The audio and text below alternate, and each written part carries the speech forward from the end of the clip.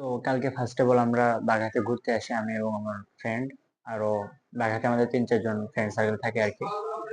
ওদের সঙ্গে দেখা সাক্ষাৎ করার জন্য আসি এবং আমরা দেখা সাক্ষাৎ করে ওখানে কিছু খাওয়া দাওয়া করে ওই যে চাঁদপুর নাকি ওই জায়গাতে ওদের সঙ্গে যাই আর কি চা খাইতে।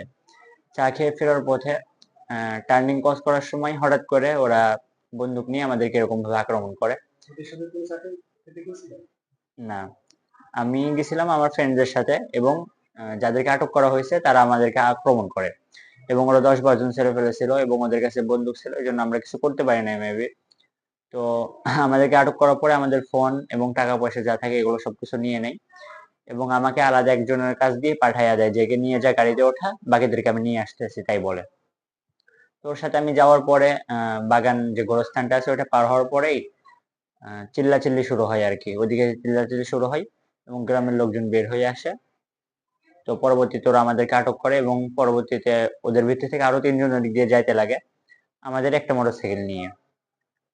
তো ওদেরকে সহ গ্রামের লোকজন আটক করে এবং গ্রামে আমাদেরকে বেঁধে রাখে কিছুক্ষণ। বেঁধে রাখার পরে ওখানকার যে চেয়ারম্যান না কে কে আসে এগুলো যাইয়া আমাদেরকে ওখান থেকে উদ্ধার করে এবং পুলিশের হাতে উঠাই দেয়। পুলিশ তদন্ত করে। হ্যাঁ, আমি পুলিশকে পুরো ঘটনাটা বলছি যে এরকম এরকম বিষয়, তো পুলিশ তদন্ত করে ওদেরকে এরকম ভাবে আর কি। আমার নাম মোহাম্মদ ইউসুফ আলী। পিতার নাম মৃত মোহাম্মদ ইউনুস আলী।